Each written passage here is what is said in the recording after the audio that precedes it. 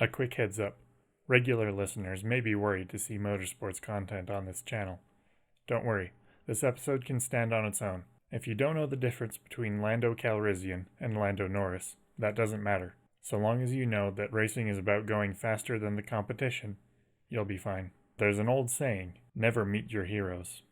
Maybe we should expand that to include, never look a dark horse in the mouth. I'm Wilro Hood, and this is Cloud City Limits.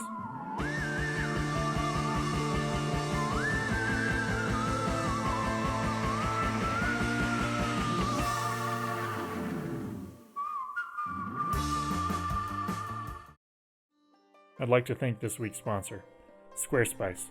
Squarespace delivers affordable, ethically sourced spice directly to your door. Traditional methods of acquiring spice carry a high cost, both financially and ethically. Squarespace uses only purpose-built, non-sentient robots to mine all natural spice around the clock. This allows Squarespace to offer a great product at a low price, since they aren't passing the cost of squashing slave rebellions onto you, the customer. You can customize your own plan to get as much or as little as you want with scheduling that works for you. Visit squarespace.net/citylimits to learn more.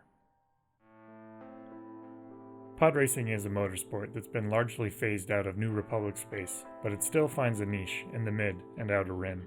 Unlike swoop and other rigid body racing, pod racing involves a hovering pod pulled behind turbine engines. The unique handling and speed create a spectacle that's hard to compare to other forms of racing. Like most sports, there are many events throughout the season, but not all races are created equal. Some wins mean more than others. The Monaco Grand Prix, the Hof-Itarod, the 24 Hours of Le Mans, WrestleMania, the Coruscant Whole World is a City Cup. Pod racing's biggest race is the Boonta Eve Classic. Located outside of Mos Espa on Tatooine, thousands of spectators gather each year to watch and bet on the race. Despite the dangerous and sometimes downright seedy world surrounding pod racing, betting on the sport is surprisingly above board. Some even make the argument that the inherent danger of pod racing acts as self-regulation between the teams involved. Cheaters don't live long in a sport where accidents happen all the time. In the recorded history of organized pod racing, I've been unable to find a clear instance of race fixing, except for a single race that was so absurd that I believe only the outbreak of a galactic civil war allowed it to be swept under the rug. This is the story of the 35th running of the Boonta Eve Classic.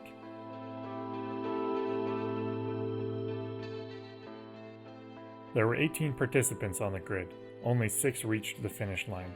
The rest retired due to mechanical issues or crashed out, including 1 fatality and 1 participant that simply disappeared during the race and was never seen again. To keep things simple, we're going to focus on just 2 racers, the top dog and the dark horse. First, the top dog, a Doug from Malastare. He was a veteran racer at the top of his game, with top-of-the-line equipment that had been refined over many victories. As the reigning circuit champion and one of the greatest pod racers of all time, he was the heavy favorite to win. To bet on him was seen as more of a guarantee than a gamble. He always won. His name was Sebulba. And then we have the underdog. To call this racer a dark horse is an understatement. He was an absolute blip in the pod racing history books. Though he had entered a few races, he'd never even finished one. He was a human in a sport where humans were physically incapable of competing. His equipment was totally untested. His name was Anakin Skywalker. Before anyone gets too excited about the last name, just remember that this was Tatooine. You can't throw a rock on Tatooine without hitting a Skywalker. To prove my point, I hired a crotchety old woman to ride her space camel off in a random direction and ask anyone she encountered their name. And I swear this is true. The very first person she ran into said that they were a Skywalker. Now, back to the race. As underdog stories go, Skywalker won the race. Otherwise, it wouldn't be an underdog story, and we wouldn't be here talking about it. Not only did he win, but he did so in an outrageous manner. As soon as I started looking into the details of the race, I found a lot of questions, and I'm afraid I don't have many answers. As a slave, Anakin Skywalker raced under the ownership of a small business owner named Watto. I'd like to take this time to reiterate Cloud City Limit's conviction that slavery is bad.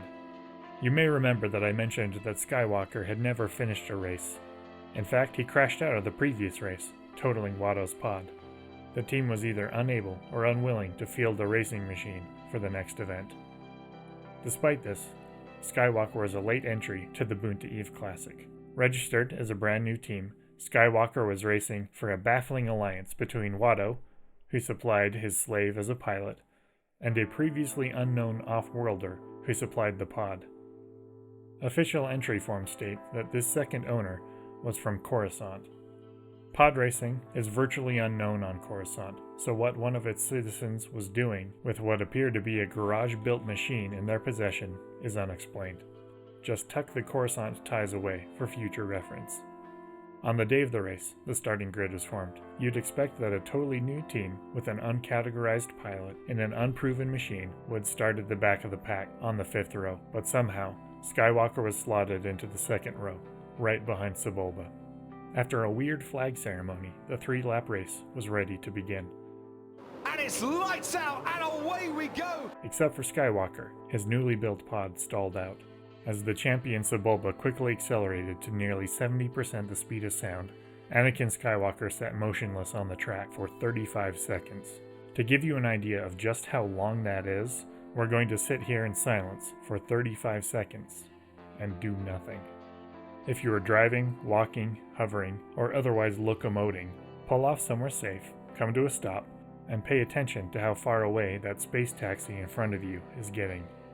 You're a Skywalker, and the other person is a Sebulba.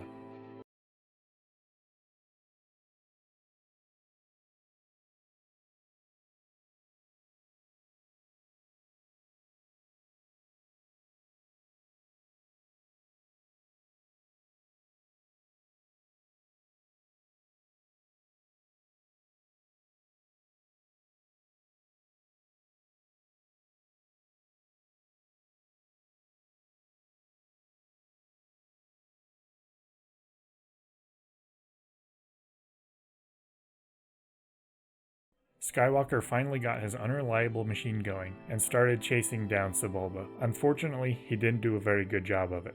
By the end of the first lap, he hadn't made up any time. In fact, he had lost an additional 4 seconds. However, partway through the second lap, Skywalker somehow managed to eliminate the gap to the leader, despite having to fight through traffic while Sebulba had clean air in front of him. As he challenged for the lead, one of the tethers connecting Skywalker's pod separated, causing him to spin out of control. He dropped from 2nd place to 5th as he spent the next 35 seconds at a severely reduced speed until he managed to reconnect the tether. Meanwhile, Sebulba experienced no such problems with his more reliable machine. Despite this, by the end of the second lap, Skywalker regained his position and had cut the lead down to less than a pod length. Partway through the third and final lap, he passed Sebulba for the lead. The lead was short-lived, as once again the shoddiness of his new pod took its toll. Skywalker dropped back behind Sebulba as his left engine caught fire. The stricken pod continued at a reduced speed for almost a full minute before Skywalker managed to fix it. Once again, Anakin caught up to the leader. Despite being stationary at the start for 35 seconds, despite being behind by 39 seconds during the first third of the race, despite suffering 2 major mechanical failures, despite racing in a machine that had never been on track before, despite his own inexperience, Anakin Skywalker was neck and neck with one of the greatest pod racers of all time as they raced down the final straight towards the finish. The two racers came together as they battled for position, and as a result, Sebulba crashed, skidding to a stop just seconds before Skywalker crossed the line to win the race. Some angles from the broadcast that day appeared to show Sebulba began to panic before his pod racer failed. The former champion was able to walk away from the crash completely unharmed. A 9-year-old human child who didn't have a single race finish to his name and who wasn't even expected to compete won the biggest and most prestigious event in pod racing. Skywalker rode off into the sunset, never to race again. Nobody's sure what happened to him. All we know is that his writ of ownership was transferred, and both slave and master left the planet shortly. Though surely they didn't go to Coruscant, since there's no way that the Republic would allow a bearded old man in a robe to take a child away from his mother for religious indoctrination. Sebulba and the racer who died in a gigantic fireball weren't the only losers that day. While it is impossible to track all of the financial consequences of this unexpected outcome, we do know that Skywalker's former owner, Watto, was left in financial ruin. If the outcome of the race was predetermined, we can only assume that he didn't know about it. In what would seem like a giant red flag, Watto bet heavily against his own pilot. Like Skywalker, Sebulba disappeared after the race. There are no records that he ever raced again. And that's all we know about this Boonta Eve Classic. A lot of money changed hands, and a lot of questions were left unanswered. Except maybe we do know a little more. Recently, there's been an old viral video that's been making the rounds again, as viral videos are known to do. This video takes place 10 years after that fateful race. Entitled, "Whiny Teenager Jumps Out of Speeder in Order to Go Down Instead of Just Using His Perfectly Good Flying Machine," the video shows footage of a high-speed chase throughout the streets of Coruscant. At one point, the speeder almost collided with another vehicle. A passenger inside that vehicle was easily identified as Bog Tyrell, a Republic senator. Seated next to her was a Dug. As you know, records from the final days of the Republic are spotty at best, but here's what we do know. That Dug arrived on Coruscant no more than 10 years prior. He filed an application for citizenship while also filling out Form 7482B, Waiver for Identification Verification Due to Destruction of Records by Separatist Forces. His listed occupation? Driver. His name? Saboka. Saboka and Senator Tyrell were often seen at a 50s-themed space diner. Tax records listed Saboka as a part owner. He was also an investor in a popular chain of nightclubs known as Max's Flanth House, owned by Max Rebo, formerly of Tatooine. The Coruscant Screen Actors Guild archives list a producer, director, and actor credit for Saboka for the self-financed motion picture Air Taxi Driver. I'll leave any conclusions to the listener about how a self-proclaimed refugee and taxi driver financed all of this in the galaxy's most expensive city.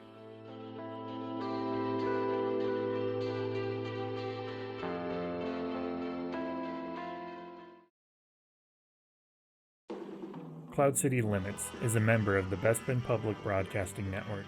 Our audio engineer is totally not Yarl Booth. Our research assistant is Jocasta Not. Our Wookiee relations manager is Yo Don't. Ice cream accommodations were provided by Blue Milk Bell. I'm your host, Wilro Hood. And even though a former child queen of an entire planet loses her will to live every time she hears me say it, this is Bespin Public Radio.